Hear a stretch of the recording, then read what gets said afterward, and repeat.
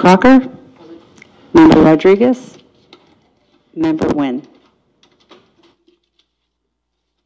Okay, we have two requests to address us on this board self-evaluation workshop. Mr. Kerry Knoop. Hi, and Happy New Year to the board and to staff. I just have a couple of quick things I would like to talk about. I looked at the self-evaluation last time, that document, and I looked at all the answers, and I thought it was kind of biased towards, thou shalt not interfere with management, which of course I totally agree with. But there are many more things. It doesn't mean that you just have to cut ribbons and rubber stamp either. And so I just want to go around a little bit quickly. One of the responsibilities of the board is to monitor. Monitor financial stability, academic results, and also employee satisfaction. All these pillars are very important. How did that go with financial stability? The district has done deficit spending for years and probably would have continued if not the county slapped the district on the wrist. The board never took action. The board never said, we stop and we're going to do it. No. The county had to come in, slapping the district on the wrist, and then the board complied. That's, in my opinion, not the way it should be. The board should have stepped in earlier. Debating in public, I think, is so important, and I missed that. I understand that there's guidelines in the board where you say we don't want surprises, and I understand where that's coming from. You don't want to have a board member being, rough and saying, oh, I want this, and you want to have proper decorum. I understand that. But you want to make sure that the issues are debated in public, not one-on-ones or with the superintendent or, these issues need to come out in public. That's democracy. The public has the right to know what are the issues. Interact with citizens. Do you interact with citizens? When a citizen sends you a mail, do you reply? Or do you say, oh, no, I don't want to say anything, because you know what? When I run for election, I want to talk with the citizens. I want to talk and I want to feel about them and I be with them. But once I'm sitting there, I don't want anything to do with the citizens. No. We're doing a private business right now. Do you do that? Do you set policies? What are your priorities? Look at facilities. Newark Unified has too many buildings. So does it make sense to add a new school? Even if you get the land for free? Is that a rational thing to do? Think about these things. Then I want to talk about subcommittees. How efficient are our subcommittees? I attended last audit committee, which was really disastrous in my opinion. Nothing came out of that. It was suggested in a meeting like, let's do it for the next round of people who come in. Let's not do anything. Let's not do any work. That's not how you do it. Subcommittees need to come up with a report to the board and give an update and do work. Then the last one is, you got to defend the educational interest of Newark. It's good to talk with the city. It's good to talk with management and employees. But they have common interests, but also different interests. Make sure you think of the interest of the education and not just city or other things. Thank you. Thank you, Mr. Knoop. Ms. Parks?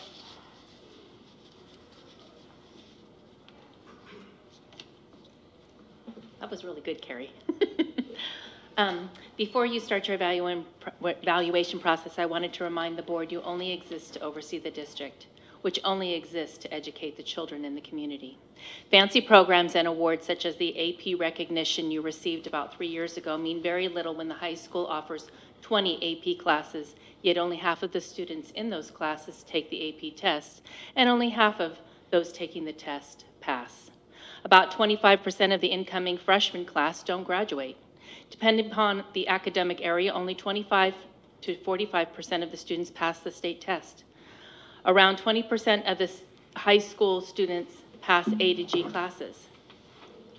I shouldn't say pass the test, that's the percentage that they get. You wonder why there are so many students in private schools, and yet you're not getting the students from the new developments? Ask a realtor.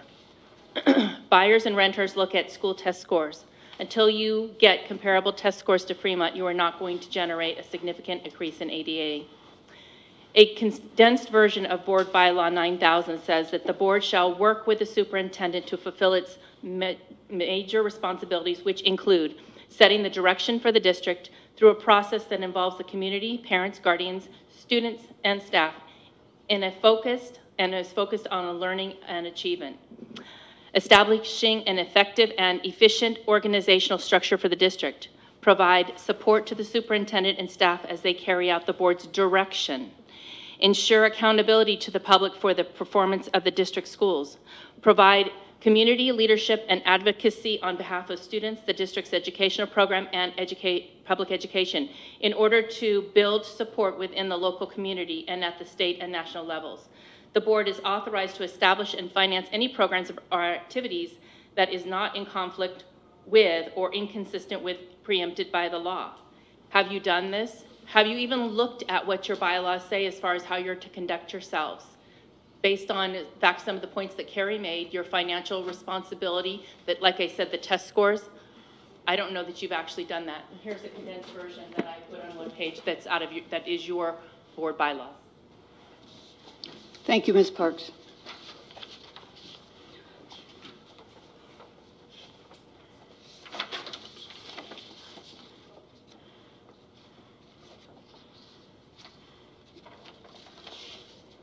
I have asked the superintendent to be our facilitator as we move into our board self-evaluation. So, okay.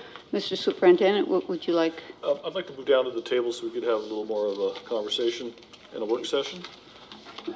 And then we're going to start by looking at compile. Yeah, we'll have, would you look at Mr. Preciado's monitor and keyboard? Might as well check them all before we have a moment. So let's meet down at the table here.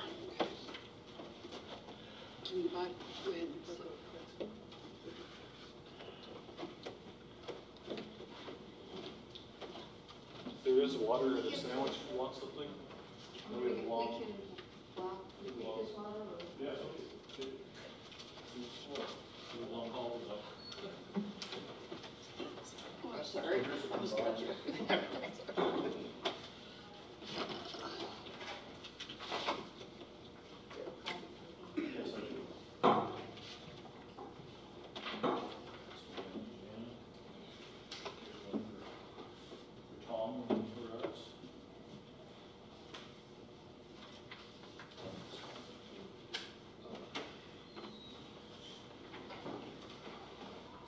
Start by just kind of looking at the data and the scores before we get into.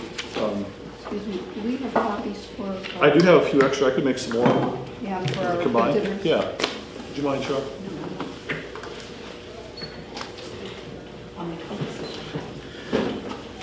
So while we're making copies, I think what we're looking for is a couple of things as we start having this conversation. Is first of all by category, and then where there's areas of agreements, where there's large areas of agreement, and where there's areas of disagreement. Those are good places to start kind of the conversation.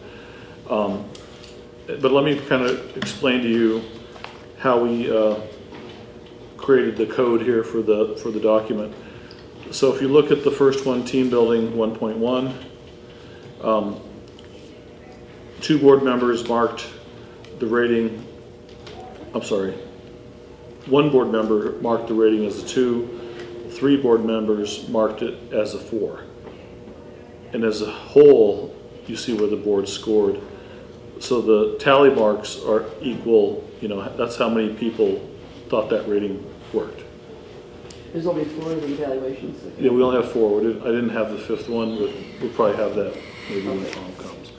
But we wanted to at least have a starting point to see if there's areas of agreement. So overall, I think there's a fair amount of agreement about how the BERT works as a team. But as we start this conversation, I think it's important to think about if any one area, it might be good to think about, like if we see that there's an area in team building that if something's not where we want it to be, what would be a goal around team building? Or decision making, or any of these broader categories. And then what we'll do after, we'll track and take notes, and then we'll try to take this first run at creating some goals or some board actions that they may want to do to help further that goal. And I think that would be very helpful. But I think that, but I said let's take a few minutes just to kind of look at it and mark the ones that stand out to you, and then we'll come back and have a conversation, and we'll go area by area, starting with team building.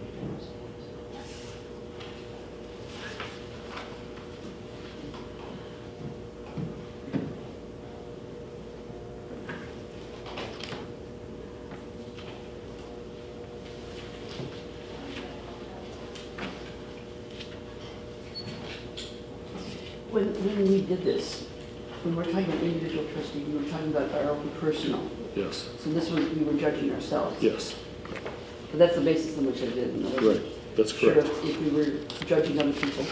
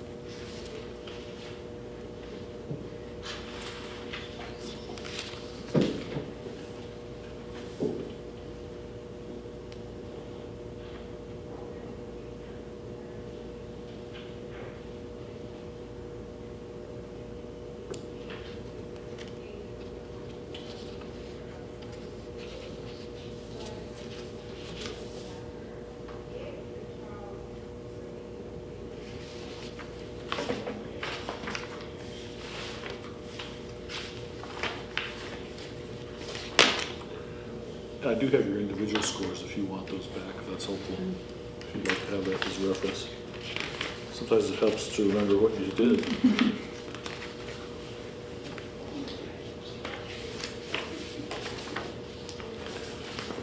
There might be an assessment at the end. So a couple ways to do this. I think it's important to look at kind of go through one by one. We can start with team building and think about, I think there's some positives here for sure, and maybe some areas for improvement to look at, but I think that just looking at the data,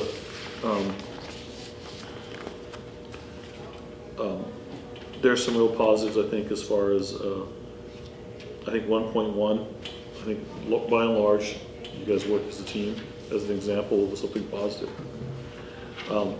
But in contrast, 1.3, I think there's some conversation needs to happen there. I think that was across the board as individuals, and together it still kind of averages out to about a 2, 2.5 maybe. So is there something we need to do to make that better, and what would be something we can do to improve the rating of that? So I think what I would say, before we go into like crafting some of those, this is good to remember as a baseline. So if we're starting from here, in a year from now when we do this again, we want to see some progress in certain areas and see that we've made improvements. But what I'm seeing in 1.3 is there's kind of across the board perceptions around how we're handling differences and disagreements between members of the school board, and are we working through it, or are we just allowing it to continue? And what is that, and how can we make that better with the structure of the meeting? So hopefully that gives you an idea, but I'd like to hear from you guys, and I'll take notes, and I'll compile kind of some notes for us so we can come back again. I'm kind of looking at the format, and I'm seeing that anytime we have more than, or we have a disagreement, we have more than 3 different answers, then there's a problem. Mm-hmm. When they view the board as a whole. Oftentimes people figure that they're doing it, but no one else is. And so that may indicate that's part of what may be happening there. So I think so these are anything I see where I have a range of 3, it means that there's a disagreement in terms of whether the board's doing a good job there or not. And so to me, that's something that we need to look at and need to address. Okay. That and the low numbers would be the other approach. The thing that I noticed is there's often a difference from low to high or high to low from the individual trustee scores to the board as a whole. And when there is that big difference, it seems to me there's a difference of opinion from an individual board member about the rest of the team. Good point. Well, I guess my thoughts are kind of want to step back a little bit in terms of that's still a wrinkle in terms of the process, but maybe if we can come up with like what are the big picture goals that are the outcomes that we want at the end of this conversation? What do we want? What are tangible next steps that we want, so that we know as part of the conversation that we're having with each of these areas, we know what we're going to do next, so that it's pretty clear. So if we were able to, and I think part of what I would suggest just to facilitate is if you can pick 1 to 2 areas in team building that probably which are the most important ones that are going to move the board in the direction they want to go. If we could identify 1 or 2, then it might be wise to come up with potential ideas around what can we do for the individual increase in that, and then in the group for those 2. If we pick more than 2 in each area, it's going to become very huge very quickly. But 1 to 2 in each area is good, because then I think we start figuring out. And what I would suggest is looking at all of them, which one's going to raise the floor more than any of the others, which is like the most important standard on team building that we think is going to have a high yield. So I don't know, what do you guys think? For you, maybe that's a good place to start. Which would be your top 1 or 2 out of team building that you think we probably want to spend some time on? I think 1.3. Okay. And I'm not too concerned about the others, I think. Okay. So how we resolve conflicts is going to be important, individual and as a group. Well, addressing conflicts, whether bringing it out in the open to a point where people are not feeling. I'm looking at 1.5. Everyone feels that we are worried more about achieving results rather than giving good appearance. But when we judge the other board members, that's not true. And so we feel, I think, as individuals, we feel we are doing what we need to be doing. It's just that somebody else isn't pulling their load the same way. And so whether that's perception, whether that's typical human behavior, or whether it's reality, I don't know. So if we're talking about, and that may be part of what's happening when you neglect or allow things to continue because you figure it's not my problem, I'm not doing it, somebody else is doing it. Or I brought it up and it's not going anywhere, and how do we, I'm tired of bringing it up. Right. Well, that's a good one maybe to add also. In fact, I put an X next to that one. So something to look is at. there a potential number 2 out of team building? Is there a second one that would be important? I think Jen said 1.5. Yeah, 1.3 and 1.5. Okay.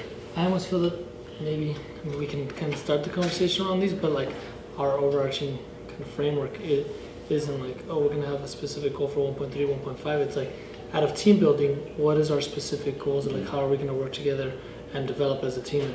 And from my perspective, I would focus more on the board as a whole versus individual trustee, because each of us have our own kind of needs and understanding or analysis of what makes a good team. But I think it's the team is the board as a whole, or at least 3 members at a particular vote.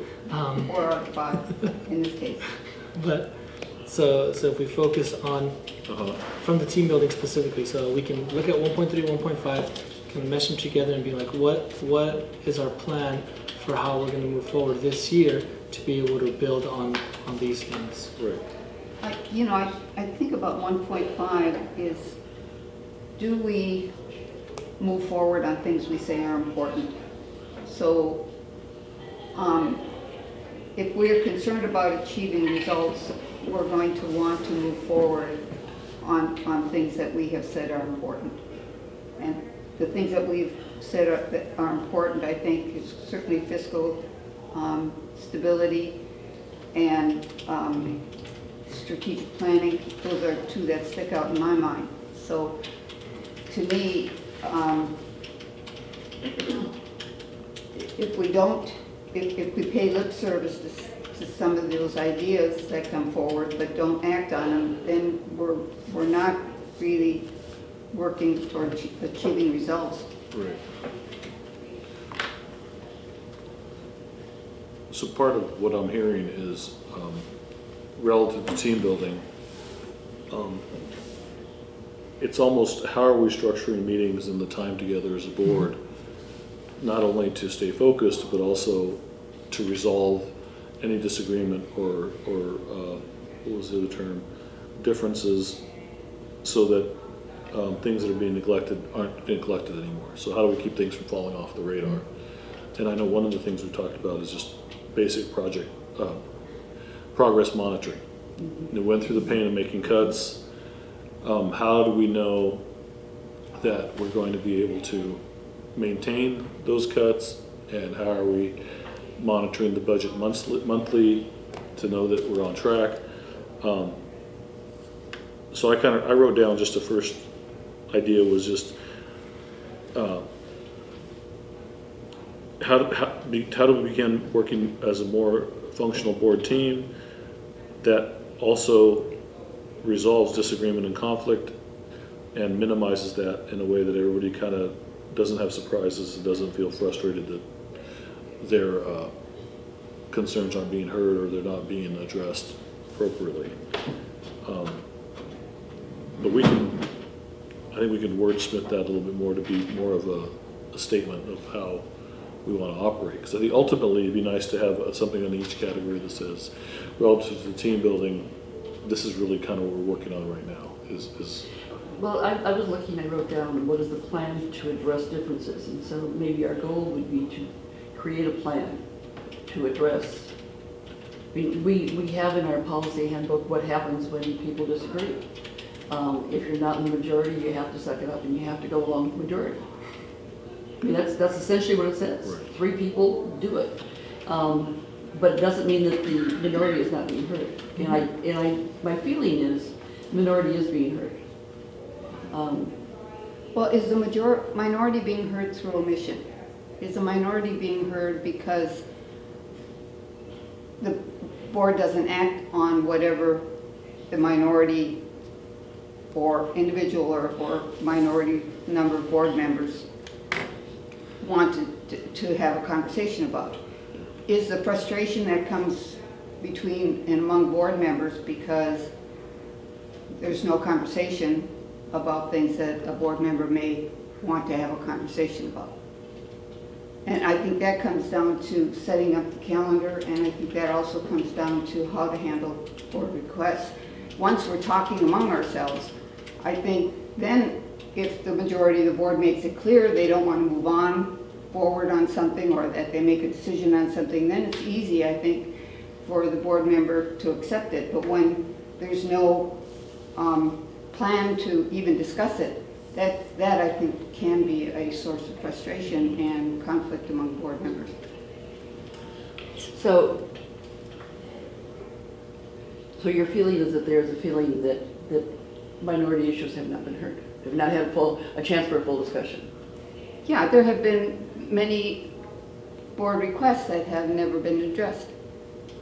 Board member requests, and so that's certainly a source of frustration. If the answer is we talked about it, we said it's not a priority, we don't want to talk about it, then it's over and done with. But if there's a collective silence, that's a message in and of itself. I guess for me that would be kind of issue by issue, because in one instance you may be in the majority, in a different you're in the minority. So for No, me, I'm sorry. and so I was gonna say, but it looks like we're jumping to board meetings, which is okay, was my kind of initial thing that we should focus on that as a priority. But maybe what we do as a next step for the team builder would be something like, okay, we commit to having an annual team builder to discuss interpersonal relationships and board discussions themselves, and there's a specific forum that is outlined as a team builder within the current structure. That's just a suggestion. It could be whatever, but I'm just trying to. Could you say that again? I said an annual team builder to discuss interpersonal relationships and board interactions. I think board interactions, I think the fact that we feel that we respect one another, I don't think we harbor ill feelings toward one another.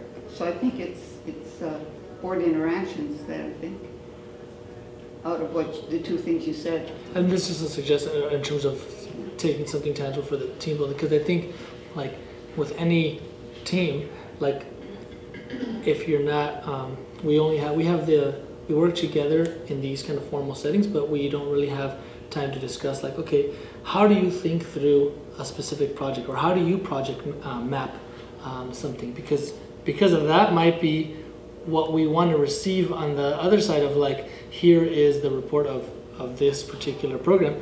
It might be okay for me, but it's not okay for somebody else because of how you think through projects. So even having those discussions as a team for me would be like, then we're all on the same page of, like, anytime we're receiving reports, everyone is seeing it the same way, at least in terms, and we all get the same information, but we can get on the same page of, like, these are the specific outcomes, or how we want to be presented the outcomes, or the progress monitoring, as the superintendent mentioned. So I'm just thinking of, like, something concrete that we could do.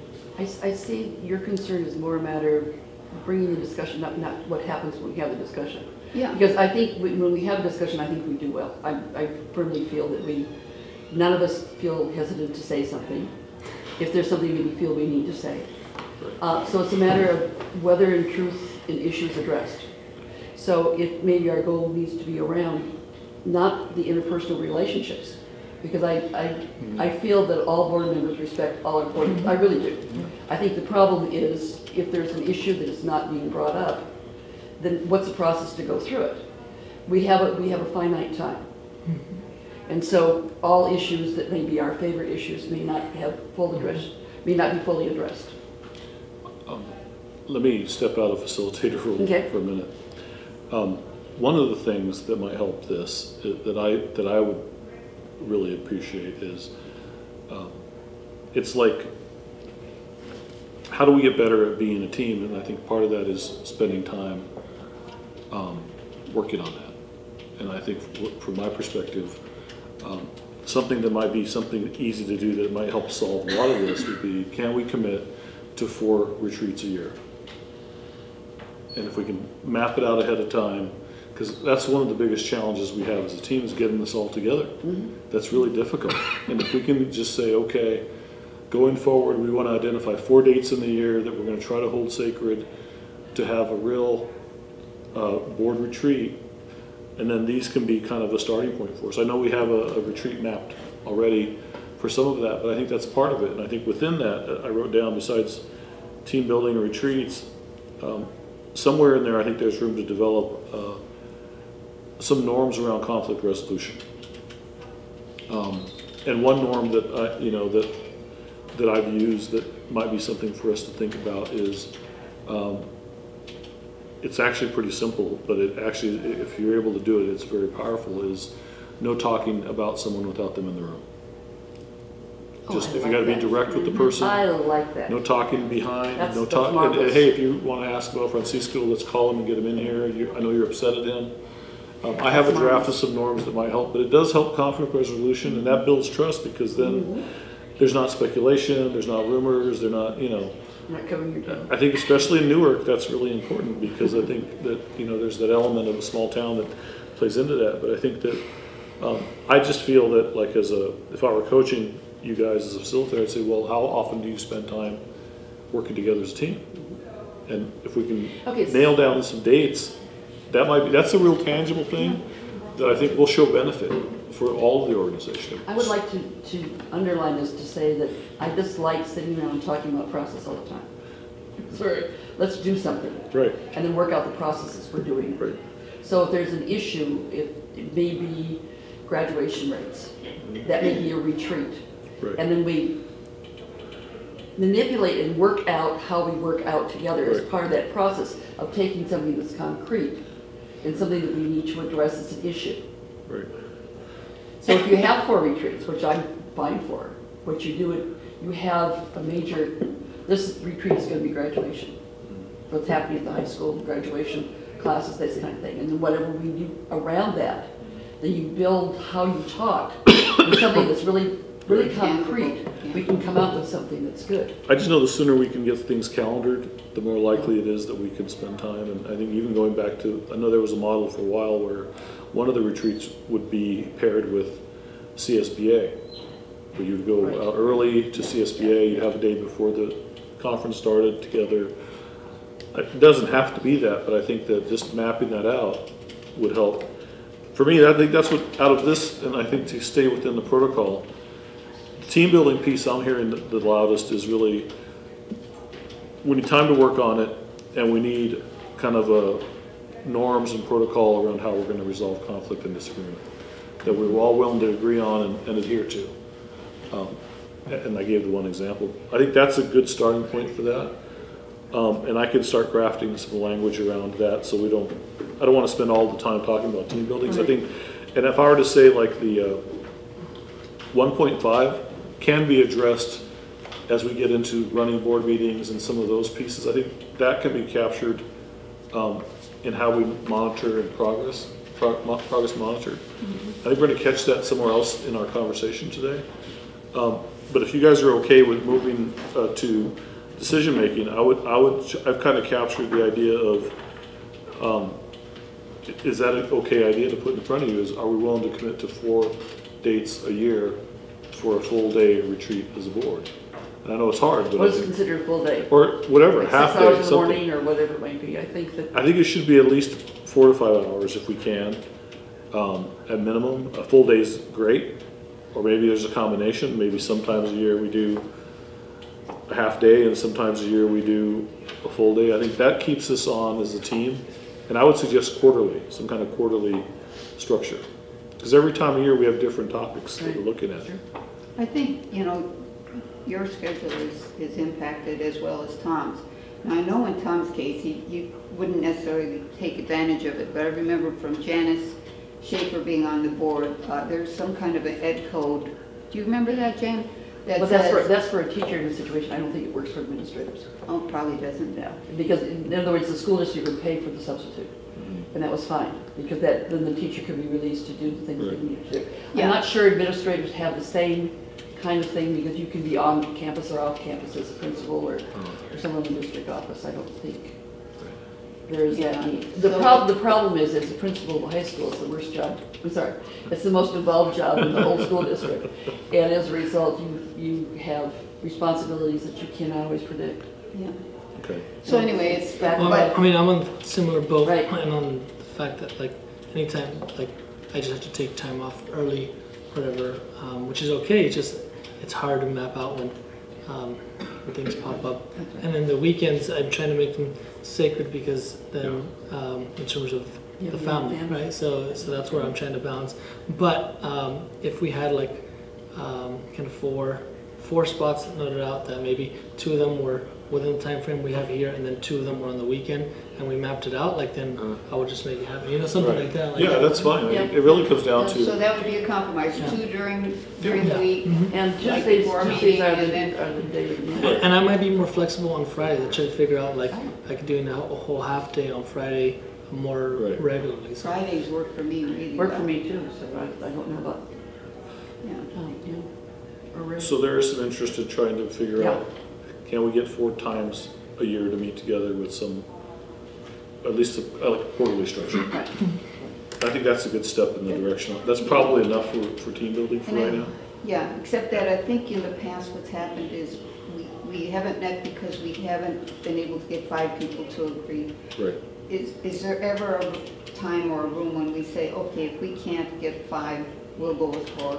I mean, maybe at some point we just There have to might bite be. the bullet and say. I mean, it's us 3 right now, so I mean, we should just say like, well, We yeah, decided you, that's. you just have to have at least 3, and then we're moving forward, and that's part of the process. I mean, like, Yeah. now, and there's a difference between like, and that's where like, that's my pet peeve, but like if it's making a decision about a particular meeting without asking, and then it's like, oh, how come you're not here? Well, nobody told me, and then Right, you that know, has been good for and you me. know the second and fourth Tuesdays I can't make it, right? So versus me committing to a meeting or Tom or any of us, and then being like, oh, we can't make it last minute, but that's on us as opposed to something being sprung up. So I guess there's a different accountability piece of like, if we all agree to these particular days and these times, then as long as we have 3, we move forward with it and we have that discussion. Yeah. Okay. Well, I'll take a draft, Craig, some language around this, and we're kind of bleeding into the next one, so it might as well move on to 2.0. We decided that we're going to. Well, I'll do a draft and then we can look at it again.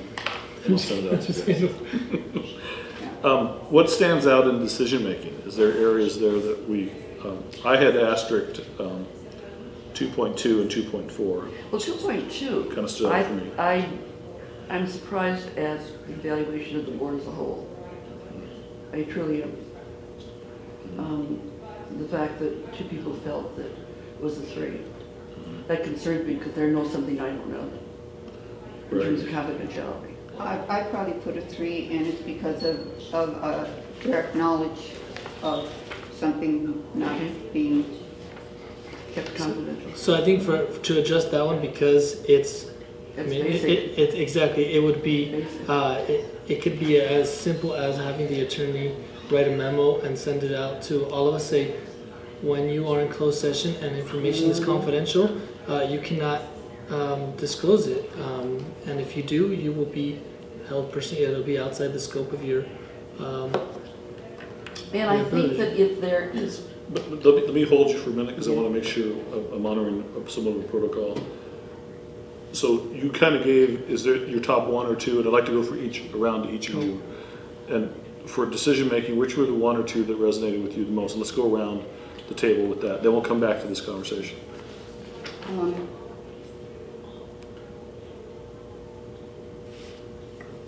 So model it. I started with 2.2, 2.4. I don't know if you guys agree with that or not, but what are the 2 that stand out for anyone that wants to go next? I think it's important to hear from everybody before we jump into a conversation. Well, I think 2.3 is something that. Okay. That stands out? That stands out, yeah. Okay. I think an issue of 2.1 is been an issue too. 2.1, for me, it's 2.3. 2.3. Okay, so there's some agreement there. Okay. Now we'll go back to, for those 2, what are you thinking? Yeah, I think that your comment about the lawyer sending out if, as a reminder, they're there, because to me that's unusual. There's just no reason in the world, unless you have a brain fog, that you would repeat something that is confidential. But it's understanding the difference, the line between Right. what's that piece and what's not, and that's why we Well, have closed sessions, so that. I know, you're better off shutting your mouth than opening it. Yeah. So So that 2.3 could could be be- handled. that could That's an be- easy Yeah, resolution. I think Oh, sorry, I'm on the wrong one. 2.2. I'm sorry, 2.2. What you're saying is 2.2. 2.2. 2.2 shouldn't even be an issue, is what you're saying. Correct. Yeah. Correct. I mean, it's basic. Okay, so that one's off the table as we say, address it legally, just to clarify. Right. That leaves 2.1 and 2.3. I think for me, this also goes to the board meetings again, but it's in terms of strategic planning, like if we don't have an agreed upon strategic plan of how we're going to move forward, it's hard for us to make decisions that advance those goals and objectives if we haven't agreed on those goals and objectives. I mean, we have the three kind of broad points, but within that framework, I guess. You know, so much of what we want to accomplish happens through the LCAP planning process, and we don't involve ourselves, we involve ourselves very minimally in that. So it's kind of like that's not our plan. It's their plan, and I've always kind of lamented the fact that we don't speak up or have an input into, for example, what are the measurable goals that we want to see the district achieve. If everyone's going to increase 5%, and I've said this repeatedly, 5% in math and 5% in, and there's no differentiated goal for our at-risk students, to me it's almost meaningless. So I feel that we're not engaged.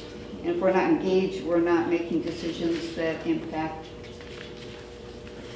So then, I mean, it goes again to figuring out, we have to structure our board meetings, and I'm trying to stay away from there, but it does in a way that we outline what is our strategic plan. So it includes LCAP, budget, facilities, like all these pieces, kind of the big framework, and then we agree that these are the big picture goals, so that when we're making decisions, it's like, okay, does this decision to support this particular program or this textbook adoption fall in line, I'm making this up, but fall in line within our big picture goals, or is this a new program that we haven't even discussed that's outside of the realm, that then how is it moving towards? So just kind of bridging the fact that when we make the decisions, it's towards, we're in unison with our outlined goals and objectives.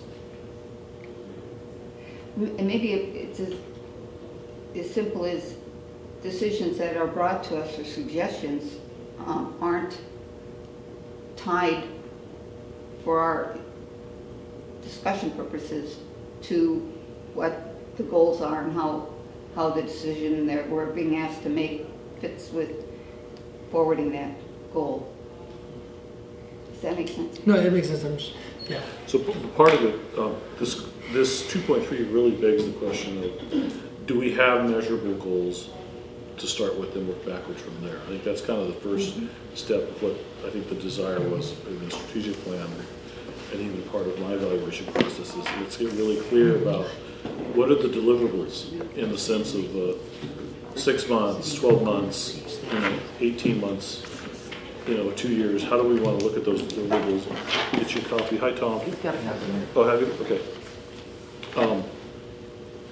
So I think that's part of it is, so one thing that would help this is really get really clear about what are the established goals and objectives that are really measurable. Because I think that the next piece, which I think we'll probably get into, there's a section here about board meetings, but it really is about how do we inspect what we expect in a board meeting, and how do we progress monitor how are we doing towards our goals on each school. I know that it'd be good to look at each school, how it relates to the dashboard, and are they moving towards blue and green, or where are they, and what are we doing about that? I think those things are very relevant. But that's kind of where I'm coming from. So I think for me, it's really, what's resonating is the established goals and objectives and really defining that. That'll help us kind of anchor to, and we know that academically it's really about getting to blue and green on the scorecard. I'd like to say a positive thing concerning 2.4, and that is up to this point it has been sporadic in terms of whether we had all the information early enough, and I certainly appreciate the push to make sure that all documents are there on Friday, because everyone's home situation is different, and we have the agenda today had an awful lot of stuff, And, you know, there is a limit to how much time we have outside the board meetings to do this. Not everyone can spend the same amount of time as somebody else. So I think that we need to make sure that this keeps on happening. And it also makes sure that the agenda is set up so it isn't so heavy, so that there's an equal kinds of stuff. So when we have audit reports and stuff, maybe it's less, and other things, maybe the policy. So but that's management, and I think it can be done. But I wanted to say that I think that we have definitely moved in the right direction as far as that goes, and I certainly appreciate it. Now, whether in truth people take advantage of it, that's another issue. Okay.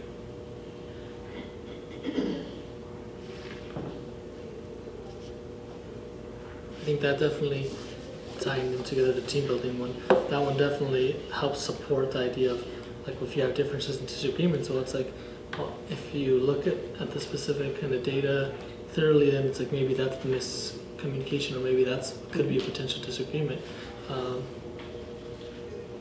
There also needs, when you plan it, there has to be a time that if disagreement happens, there's time for it to be held off to the next meeting. Because disagreement is something that can happen, and if we're at a deadline, and the fact that we have to pass something, then you're in a different situation where you can sit back and say, we need to resolve something. And as an individual talking to someone in staff or talking to Pat, saying, you know, I don't think we have enough information for this, whatever, you're put at a disadvantage in terms of being realistic, in terms of getting that information out to everybody.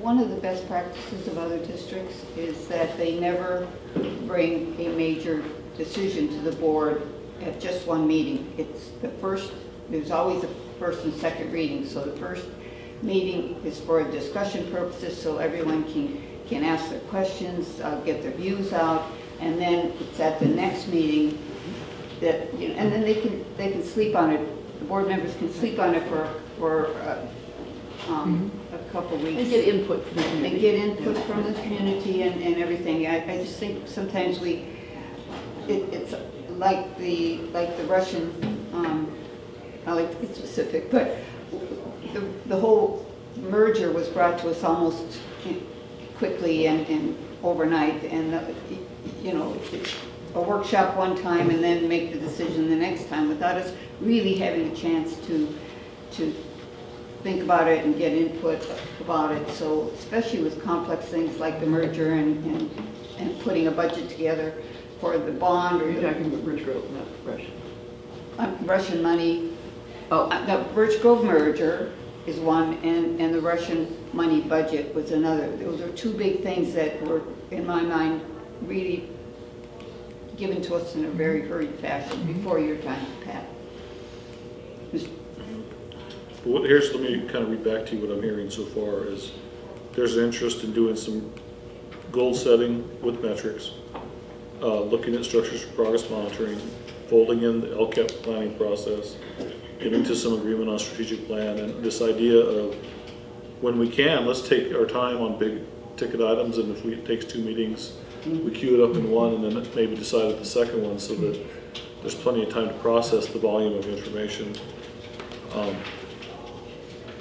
Yeah, that one is really key for me in terms of community input and figuring out, like, it's not fair for folks to be like, well, like for us, we're looking at this information, but if you're a community member also if it's your first meeting or whatever and you find out about a particular issue, not having the time to be able to process or be able to analyze everything. So it's for everyone's interest, if we can, to gather as much community input for big decision-making pieces.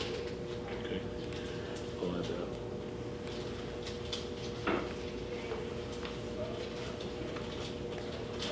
One of the 2.1 is an issue that has been sort of under the radar, underground kind of thing in terms of people requesting undue or excessive preparation by the staff, superintendent staff. And has that worked out? Has that gotten less? Is that less? It has. It has gotten less, and I think part of it is as we become more focused in our goals, it'll be more aligned. Mm-hmm. I think that does help, and I think just getting to a better routine. I think part of The other challenge, though, is, you know, in Shar and I's effort to get everything into the agenda, now the agenda's giant. So we do have to kind of get back to striking a balance, because I was teasing Donna this morning that if we make them bigger, she won't have any daylight coming in that front window.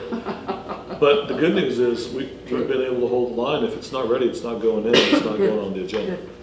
So that's important. I feel the need to speak out because I know that there's been concern that I've sent too many emails. But very few of my emails, and I've got them here if anyone wants to see, very few of them are requests for information. Most of them are forwarding information from others. Most of them are giving my input or asking questions regarding agenda items. And others are info, like reports from CSBA and things that are for the superintendent's consumption or not. And so I just think because this data hasn't been provided to board members, you don't know other than Nancy Thomas had 50% of all the emails. I was at a CSBA, the annual conference, and the superintendent, the former superintendent from Palo Alto said he got 1,000 emails from his board members every year. He counted them. And he said that was a good thing because it was communication. The emphasis was on board members communicating. So I just want to throw that out there. I mean, for me, it's not more of the amount, it's more of looking at the languages, whether it's undue or that requires excessive preparation. So even if it's one email, you might see it, or any of us might see it as, here's just FYI, but on the receiving end, if you are superintendent or their staff and you're overseen by the board collectively, that's your number one priority. Even if it's your FYI, it's you read that, you look, you know what I mean? So we just have to make sure that we need to make sure the superintendent understands that one board member can't impact his time unduly. And that means that he doesn't need to read it if it's an information item, if he doesn't have time. It's his decision, not. It's that combined with the piece of like, I guess with board superintendent relations, the next, and I'm thinking about like, do all the board members feel that they're being listened to by the superintendent, right? So you can't say whether or not you have time, but then if he or she doesn't have time and doesn't respond, then it's like I'm being ignored and I'm not being listened to. We have, and we should continue to meet monthly with the superintendent. And in that 1 hour that we were meeting monthly with the superintendent, we can hash these things out. We can talk to him about if anything that we sent him as information rises to the level of, does it require, you know what I'm saying? No, yeah, I guess for me, and then again, going back to the superintendent's point, would be thinking about if we're all on the same page, or at least 3 of us, on the goals and objectives, right, of how we want to move forward. Say 3 only because, right, that's what it takes, but hopefully it'll be all 5 of us about how we want to move the district forward collectively. Then the information that we collectively seek, or even individually, it's going to be in the aims of supporting those goals and objectives. And part of it right now, the reason why it's been a little confusing is that because we haven't been on the same page on what are those goals and objectives. It's like we talk about the water issue, whatever. Thinking about like if I was curious about figuring out an analysis of how much water we're wasting, and that's just my personal thing. That's to make sure we're not doing that. Is that what we've collectively decided, as opposed to doing a report on where are we at with graduation requirements? Right? Like, not to say that both of them can't happen. It's just we haven't discussed collectively which of these things would be a priority and how are we moving forward. So maybe with the goals and objectives collectively, we would say, here's kind of all the issues we're all interested in, this is how we're moving together, and then getting on the same page of how we're prioritizing it. Because then it's like can I move up my water issue like in the priority, or someone else? Like, how are we collectively moving forward with our priorities? Let me nudge us back to the topic here, and then we can move to the next one. So what I added under decision making was, creating some understanding or some writing or some. I think we already have it in the handbook relative to giving permission to the superintendent to say when something's undue and it's causing too much work on the staff. I don't think it happens that often. I can say, I think in reference to your comments, Nancy, it has gotten better. And I think we've been able to work through some things, and I do see I do see us being able to respond to things in the appropriate way, and I don't feel inundated by any board member's email. And I think that, so the work we've done so far has helped, and I feel good about that. But I think relative to decision making, it's not only this idea of the board having clear, explicit metrics, but also me knowing kind of what role I play to kind of be the referee and say sometimes, hold on a second, we can have that, but it won't be this board meeting because Char's got 20 things to do, and we start at 3 o'clock, and as much as she doesn't want to live here, she's been living here. So I think I have enough to craft something on decision making. Can I just make a statement? Sure. And that is that we all have different needs in terms of our information, in terms of the depth. And some of us drill down differently than others. Right. And I think that having information available for us to do the drill down is fine, but we cannot expect the staff to do the drill down to suit us. Right. We have that's our job. Exactly. So the information needs to be there, and it needs to be there for community members to do that same kind of thing. But I think that it's very important that because you have a different method of gaining information or gaining insight for making your decision, doesn't mean that yours is better than somebody else's. I think that they're different. Right. They come in a different way. And so we need to make sure we do not impact staff to take care of our particular need past a certain point. Okay. But I think this speaks to the importance of developing the calendar. The superintendent and I talked briefly about this. If we have a calendar that's built out for a whole year, here's a sample that the CSBA gives, here's the template and the start of perhaps Superintendent and I working on getting things calendared that board members have said are important and that the staff agrees are important. And the 3 months out, at least it gives us the knowledge that we're not being ignored, that something is going to happen in that regard. And I think that's the discussion I meant that we need to have in terms of prioritizing, because then if we can get 3 or 4 or all 5 of us to say, look, this is the #1 priority, and we actually map it out together, like here in terms of the calendar, like the board workshop, for example, and the theme is going to be this, and then we're on the same page then. So if I come up with an individual thing that's different, then everyone would say, oh, hey, we already agreed to this, like we're not going that way, we can wait, and that's part of the process, as long as we collectively have those conversations. But that wouldn't preclude putting something on the agenda in a couple weeks. Oh yeah, you're right, but I guess I mean like I couldn't, then I'm just giving myself an example, not that I'm going to this or have done this, but would be like, hey, I demand that we discuss this particular thing because this is my topic, and then it'd be like, no, well, we already agreed collectively, this is how we're moving forward, unless something changes, right, the landscape where we need to address it. I think there's a difference in monitoring and a difference in discussing for the purpose of moving something forward or changing it. And so in the past we've had, which shouldn't require any staff time, we've had standardized reports which staff has prepared, which at the push of a button, Char can send out, in the Friday update. And those are the things that some of which have fallen off. And so it doesn't feel like we're monitoring like we have in the past, because those things that staff should have reports on aren't being shared with us. That's the monitoring part, I think.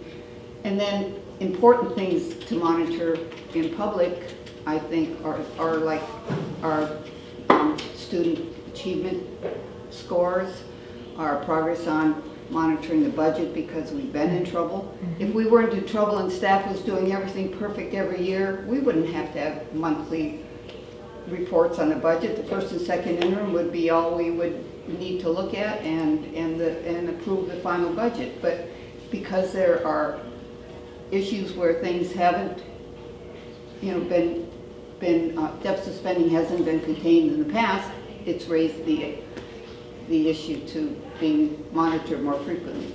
I mean, there might be just a personal approach, or like I still think that even if we were perfect, or like in terms of what you said, there's no issues. I think for the purpose of transparency and community input, it would be good to have the monthly like budget to actuals, just from my perspective. So I think that's just an approach of, but it doesn't matter what any of us individually think. It's how we work together as a team and how we're saying this is how we want to move forward. Yeah, I mean, more is better for me too, but, you know, I'm just, Can we move to board superintendent relations? And just to get you caught up, Tom, what we've been doing on each one is pick one or two areas that really stand out that you think we need to pay attention to. Yeah. And we'll go around and hear everyone first, and then we'll start the conversation. So you want to take a minute to look at that? Unless someone wants to go first. On number 3.4, we are working together on a more timely basis. Oh, I yeah. think every single year that I've been here, there's only been a couple of years where we've been talking about that, which is ridiculous. It's ridiculous. It should be a set time. It should be an evaluation point. There's no excuse for it. And one way to adjust that could be an ongoing thing as part of the, like it's scheduled quarterly in the calendar for the closed session so that it actually happens and it's not, oh, we got something else that came up, so we'll just talk about that later. exactly, and that's the purpose, I think, of the calendars. Making sure that it's on there.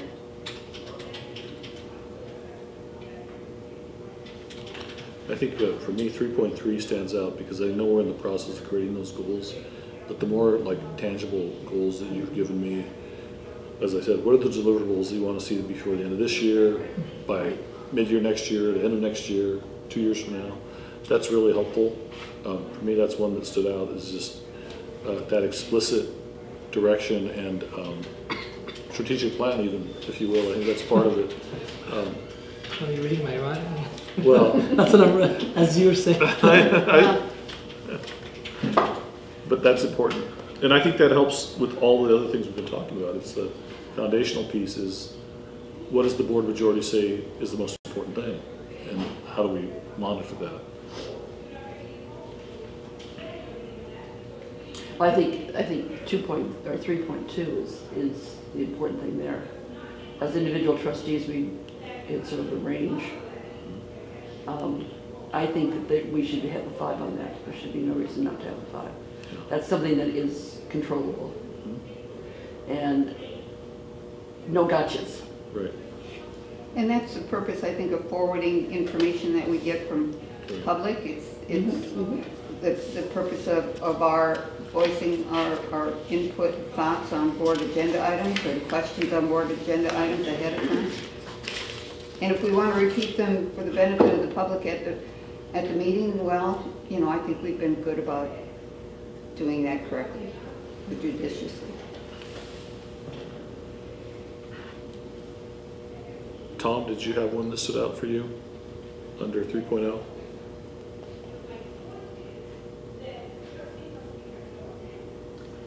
This one where it's I think that was already brought up, 3.2. Okay. So the board members ensure that nothing's brought up to the public meeting that suffices. I think that's just spoke on that a little bit, right? But not necessarily just forwarding the information ahead of time before the meetings or whatnot, but also I think we've had instances where board members kind of know the lineup of speakers who are going to speak on a particular item. And I don't know how kosher that particularly is.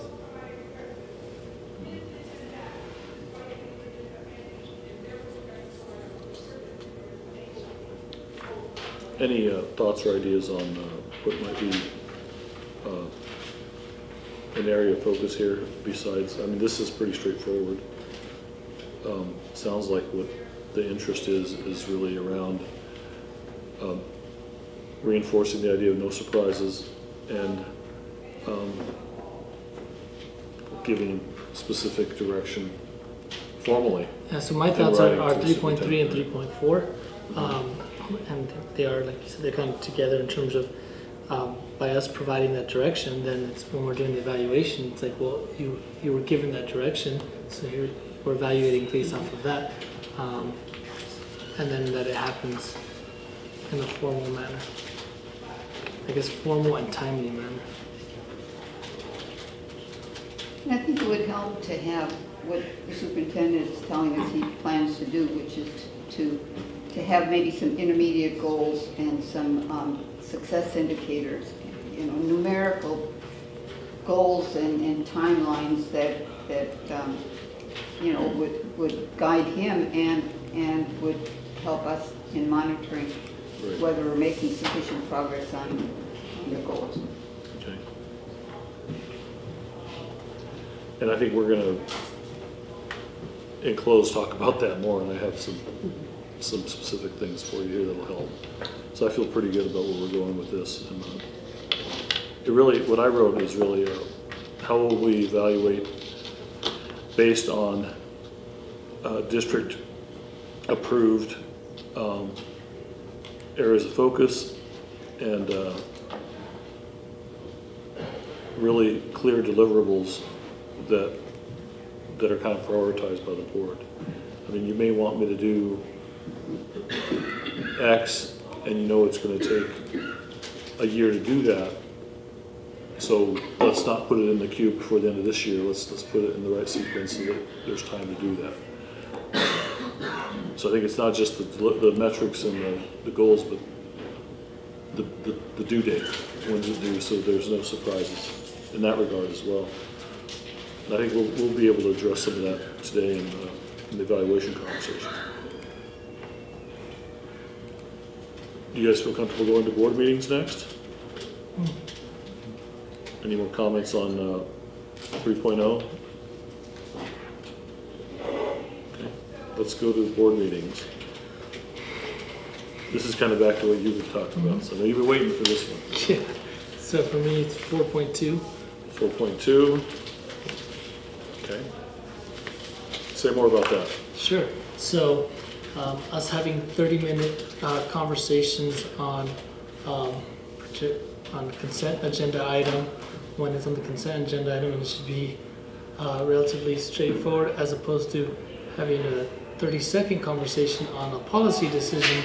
And I'm not saying any like actual specifics, but I mean, there's been several instances where we spend the bulk of our time on something that's like, oh well, we should put and instead of or discussing that piece as opposed to the policy, which is going to affect more people. So it's thinking about like what is our role and what is our primary focus. It should be looking at the overarching policy and what are the key performance indicators for us accomplishing those goals and spending our time accordingly, so it's not 3 hours. But there are times when items are put in the consent agenda that we need to discuss for some reason, and so whatever reason that's put in the consent. So I think that, you know, I think we have done pretty well in pulling things up. I don't know that we've spent too much time. If we spend 30 seconds on a policy, it's probably because we all agree with the changes. It's not that we think the policy, it doesn't matter. It's a matter of the fact that what CSBA has said and how it's changed is what we really want to do. It's a matter of modifying things to suit a law rather than to suit how we approach something. Well, policies are not allowed on the consent agenda. Exactly. No, exactly. They're always but there are times when there is no. I mean, maybe what we need to do is state why we support that policy, and maybe that's something that's important for everyone to understand, that this policy, sexual harassment, is very important, and it's good that we've included transgender in there, or whatever else we might like doing. But if there's no discussion, it may not be because it's not important. I guess what I meant, in my relatively short time here, we haven't been, from my perspective, been focusing on the academic success indicators, the programs, and evaluating them as much as we should. And to me, that's the core of what we do. And maybe that's just a disagreement that we have of what the function is. But I see that making sure that we are creating a good classroom environment in terms of being able to perform or succeed academically, that's what I think we need to focus on, and that's what the majority of the board meeting time should be on, and on having those discussions. Like, hey, we started to have some of these discussions on what would it look like to have a, I think we said like at the high school, like a medical specific AP program versus something else. Like focusing on the academic pieces for me is where I think we should spend most of our time, as opposed to, no, I'm trying to think of a good example where I can't have one right now, of like other things that we're spending our time on where, from my perspective, we shouldn't be. Let's say that I'm going to be pulling something out of consent today. It has to do with the cost of copiers. In terms of whether in truth that is the cheapest way to go, I don't know that it is. But it's an awful lot of money we're spending, you know, $500 a month for $300 for an elementary school a month for, and I don't know, but I'm assuming that due diligence is there and that this is better than going back to the old staples and the old copy machines we had. And so then that needs to be stated, I think, because that's the cost item. It's a really big cost item. Yeah, no, and that's fine, and that's from, yeah. and I'm not saying, because you're right, because I've had issues pulled from consent agenda too, so it's not, I mean, because we can even talk about what's the process for them going on there, maybe that would be different, but it's more of like, things like that impact the budget, and I know I've pulled items myself, it's like, well, this is $3 million when we're trying to cut and we're spending on this, so that is not what I'm talking about. I guess it's more, I wish I had a, think right now off the top of my head like a specific example where we've. Well, I think that makes, let me try to help. Sure. I think that really what it speaks to is, are we spending time on the most important things in the board meeting? And to try to limit times that aren't the most important things, to not spend time on those things. So even in your example, it's very relevant to our strategic imperative number 2, and that's why you're bringing it, calling it out. Now, if it was, we're buying a $30 sprinkler head, is that really worth spending the time on? Or accepting of right. Unless there's a real flaw. I mean, it might be. You should know that before. It might be, but someone should have told you that before we get to the board meeting, that there's concerns about you know, many of the major contracts that are in there. But I think part of what I think, and just prior conversations where I think we've talked about is, can we structure the board meeting in a way and the agendas in a way so we are heavy on the things that are most important? I know that we've talked about how do we really, we should be looking at some aspect of academics every single board meeting. I mean, we don't have enough latitude, or we're not performing high enough to where we can ignore things, but I think that, I think that's kind of the spirit of what this is about. That's what I mean, yeah. So Okay. thank you. Yeah, Like, Yeah, that's and what I agree. I mean. I think 2 examples are the LCAP and the budget. Too often we have not seen the LCAP until the very last minute. It's obvious that the budget has not been married to the LCAP plan, you know, so from finance to ed services, they have not married it until the last minute. Right. That the budget that we're given doesn't, it's not something that's easy to discuss, and sometimes we only get it on Monday before the Tuesday meeting. It's just, and that's against Ed Code, I'm finding out. So those are things, I think that's a strategic imperative number 1 and strategic imperative number 2 are wrapped up into those things. So to just have them at the last minute instead of discussing student performance and programs and as they are listed in the LCAP, not having regular discussions about that in reference to the LCAP, because if it's not in the LCAP, we shouldn't be doing it, you know, in terms of student programs, correct? Yes. So it really is answering the question, are we inspecting what we expect at every board meeting? And that's really kind of the essence of this idea that you guys are kicking down. I think it goes back to what was mentioned earlier, where the giving us the information, especially when it comes to important heavy-duty items, maybe not wait till the very last minute, you know, and just meet the statutory, you know, Brown Act requirement. But if it's something really important, give us a week in advance, right? and so that we have ample time to sit through it and then digest it. Because there have been times where or at least I feel that we're rushed or forced into a decision because a deadline is coming imminently and we have to decide tonight or it's do or die. Right. Okay. I think I have a good handle on at least something I can draft you there. That's what the calendar mapping in terms of. Yeah. So if we know the budget is due X, like May 15th, then we know that we should set it up so that we have conversations January, February, March, April, so that we have enough time to discuss it. So it's not like May 15th. It's like, hey, this is the first time I'm seeing. To Mr. Wynn's point, Or like when we're getting community input on the LCAP, that we get a board report or discussion on that input, and that we're part of the process, so we understand what's happening with the development of the LCAP from the beginning. Okay, can we move on to vision and planning?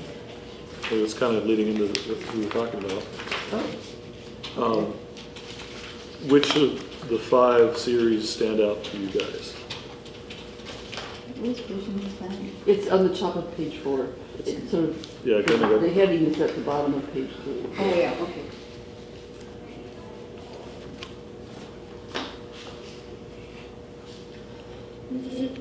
And this is what's in process. No, I have one. 5.3. I've been stepping up too much, so I'm going to step back. So I'll wait till.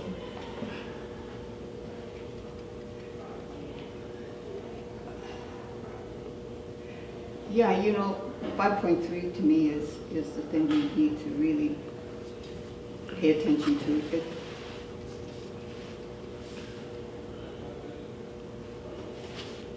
Okay. I mean, I went to the LCAP meeting and it was a list of accomplishments, but they were activities. It was, we did training on this, we spent money on that, but it didn't say, here we are halfway into the year and we've been spending this much money and here's. You're talking about outcomes? Huh? You're talking about seeing out. Yeah, there was no outcomes. There was no deliverables and no mention of how well we're doing. It just, here's what we've done. So it's an accomplishment because we've done it, but how well have we done it? Is it being successful? What's working and what's not, and how we're looking to change direction next year or ongoing to just, because nothing's perfect. I mean, we've got to be able to look at what's working and what's not working and say, okay, this isn't doing as much for our kids as we thought it would, and we're making some adjustments. Or we weren't able to get substitutes for this training, and we're going to have to move it out. Whatever, you know what I mean? It's just specifics on, rather than a list. We can go to the LCAP to see the list. That doesn't tell us anything about how well we're doing. Oftentimes when you look at assessing progress in education, it does not happen the same year. It's a multi-year kind of thing. So what you do this year will show fruit next year and can be identified as making a difference next year. So if we do something in terms of getting the kids ready for high school math, we won't know really what the outcomes are until those kids get to high school and go through and we see what it is. So we're looking at a multi-year kind of assessing of progress, and I think to expect progress evaluation before that is not being realistic. And the only thing sometimes you can say is, this is what we tried. Let's see if it works.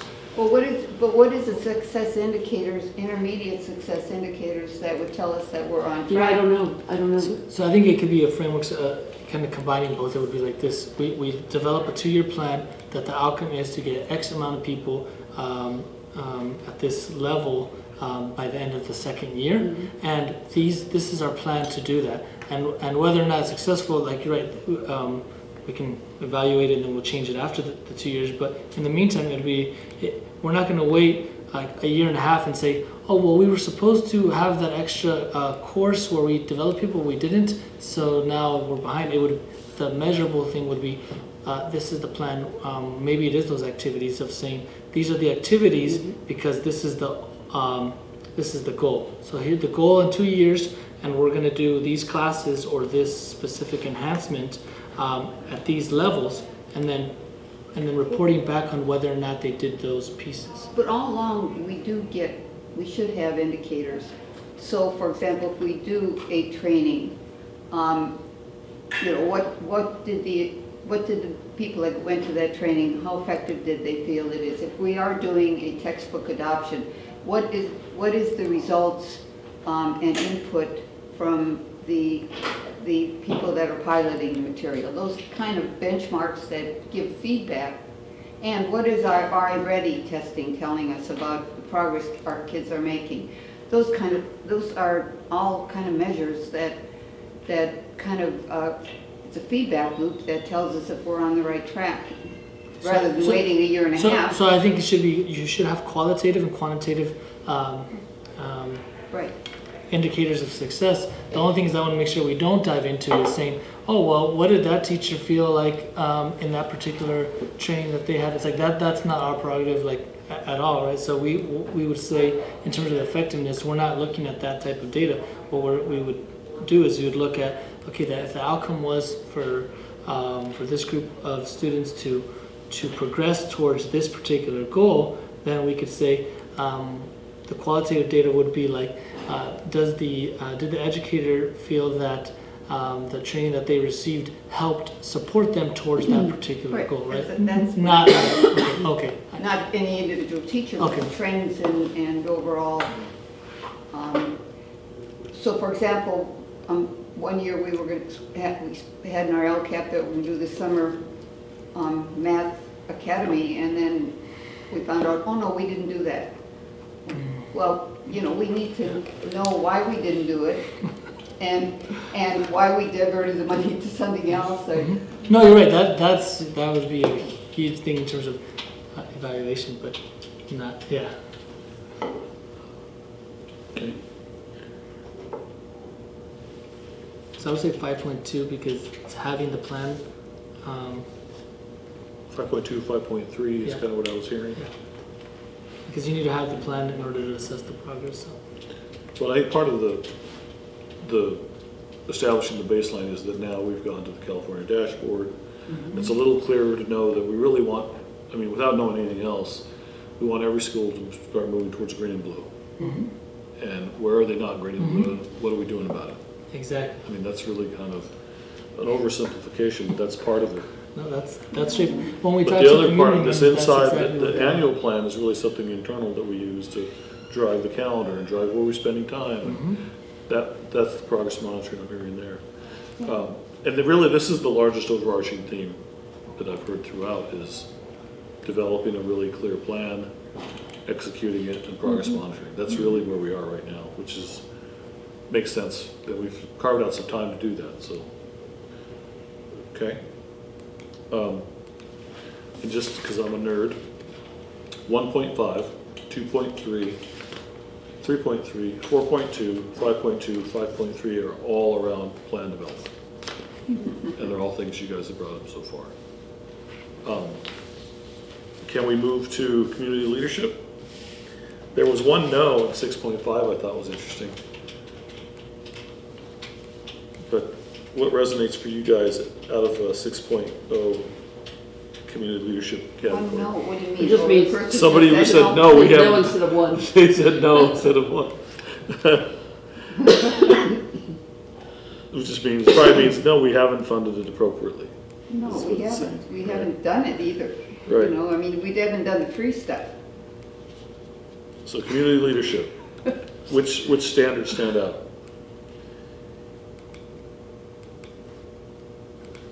I think number 2, something that we've talked around, public information about education in the school district, and that is we don't get in the paper. We don't. Yeah, the Tri-City Voice, we could have something in there every week. I love the new newsletter that was in the from Ed Services, Amy Black's Right. newsletter. I signed up for it. It gives a lot of information about what's happening. Good. And you know, we could wrap that into an article for the Tri-City Voice.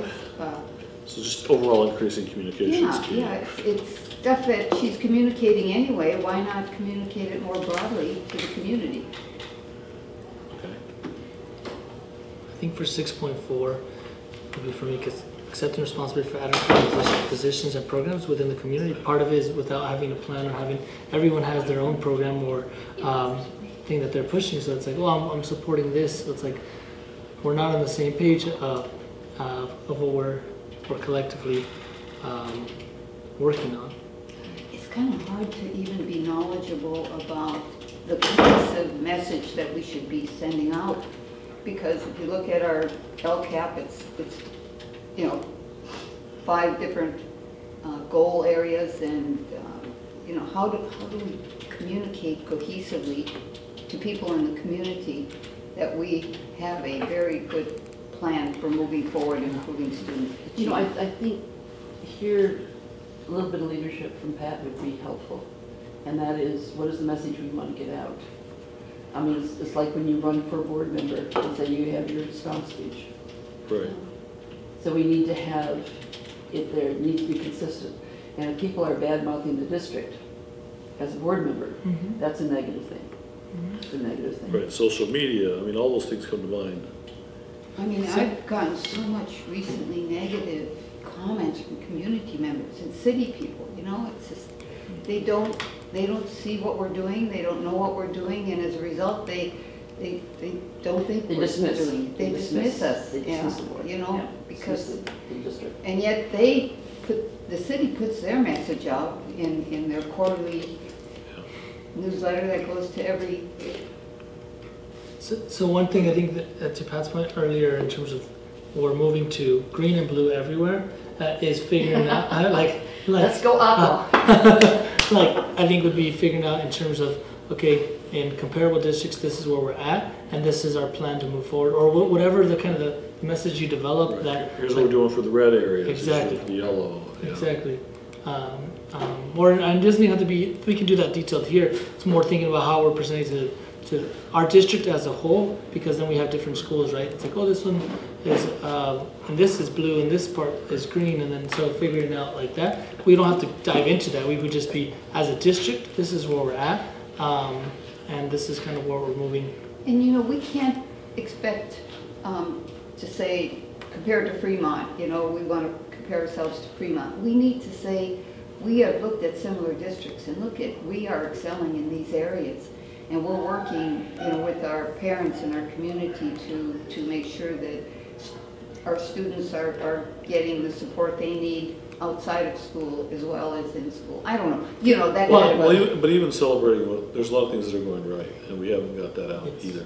Yes. I mean, we have to answer what we're doing with the areas that are low, but we also need to, I mean, I know we had a group of kids at robotics in Sacramento this weekend.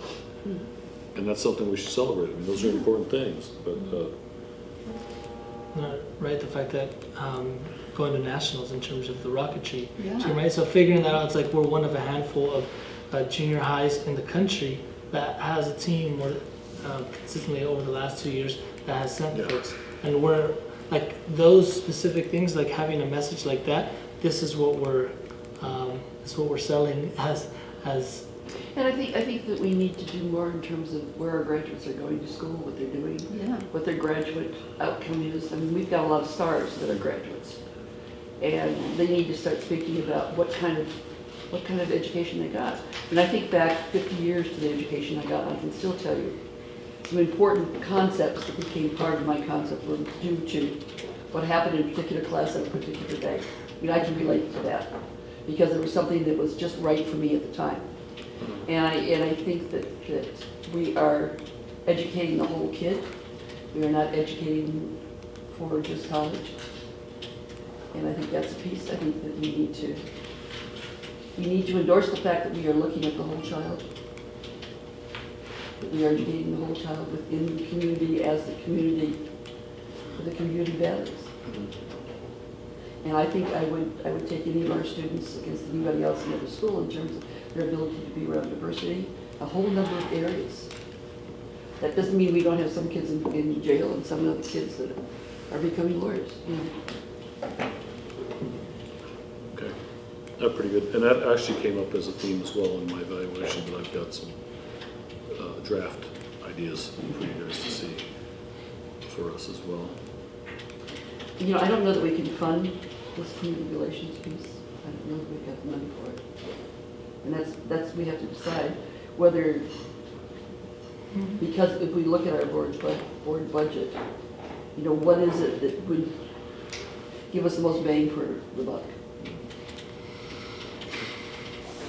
And is it a matter of just getting the information out there?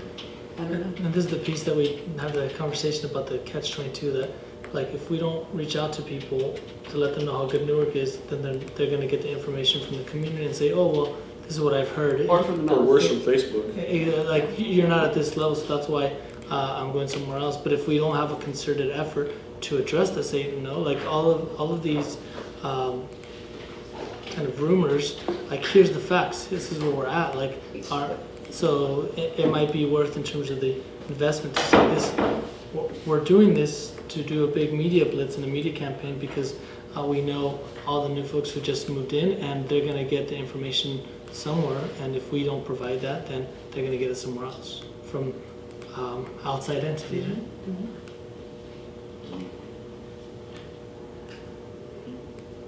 I think I have a pretty good handle on, at least I could take a first draft at it and bring it back to you. Probably by as soon as Friday. I might be able to have something in the Friday update for you to look at, and we can begin fine tuning. And this, I'll just say it for the sake of the recording, is this is really strategic imperative 3, which is around increasing enrollment. And that's not going to happen unless we start communicating what's going right, what are we doing about our challenges. I mean, it really is aligned with the imperatives that we've been given. And maybe it's a matter of, I mean, we are a service industry, okay? And it's a matter of plugging in with the kids, what is right, finding out from the kids. Right. Because part of it's them being happy and involved in their education. Right. I mean, parents see it from a different perspective than the kids do. Right. And I don't know whether the kid's perspective is better than the parents', but it's different. Yeah. So, True. So there are That's true. strengths there that we may not think about. I mean, we're talking about the athletic program, being 50% of our kids are involved some way in the program. Right. Well, that's an important connection. Yeah. And so what else is out there that our kids are connecting with? So we can do areas for improvement, or? I think I would suggest, let me draft it, because I know that, just I can tell you that it's already merging with a lot of the goals for my eval that I think will make sense, and I think I've already have more detail than we do here. I think we can do this if you like. No, that's fine. I was just I asking. think that, and I know that we have I was also going to try to draft something to share with the facilitator of our retreat that we're having at the end of January. What's the date on that? February. Can you tell me the retreat date? January 30th? January 30th. And it's in the afternoon? It's a Tuesday, is that Monday or Tuesday? Tuesday. 5 to 9 p.m. So that was the Tuesday we were talking about. Oh, yeah. Yeah. The 30th. 30th is, yeah, the 5th Tuesday. Right. Right, yeah. At 4 p.m.? So I'd like you to give me a chance to draft something. I think it'll still connect with That's fine, yeah. all those pieces that we've been asking about. Not that, I know you want to spend more time in the meeting. We have a little bit of a breathing window. We can eat our dinner. Yeah, you could have your dinner. We have a sandwich here for you, Tom, if you like something. Okay. Okay, well, I was hoping there would be one other thing that's connected with this that we could talk about. Okay. And this is something that I think Frankie and Tom might not have ever seen, but this is this is something that we adopted but never actually were Well, that's kind of cool. implemented with fidelity. I didn't get one second. Oh, did you get one? I'm sorry. Right. Yeah, and it's kind of like, Sorry about that. it allows, if we have a request, to state what it is and everything, and then give staff a chance to say, you know, we can do it or not, and next steps, and whether it should be a board agenda item, a study session item, a written report, a board presentation, Friday update item. You know, sometimes it's just a matter of wanting some information. I like it. Could I share a copy with Shark? Do you have an extra one I can show? So at this point, so if we fill out this information when we were talking about our report back at the end of the board meeting, instead of saying, I'd like to have something done, you turn one of Just these leave that in. for Shar and I. Then it becomes something that Char's got there, something that Pat's got, and it becomes, I mean, it functions well, people use it. We can track Otherwise, it. it's just, yeah. Yeah. Okay. I mean, the other piece might be someone might want to say that they're going to do that because they want to say like this is what they're moving forward on, or this is what they like trying to push. So they can just say like, I want to bring this. I'm going to provide this, but here's the topic. Mm-hmm. Right. And so it's very clear. It's not a matter of me interpreting what you said.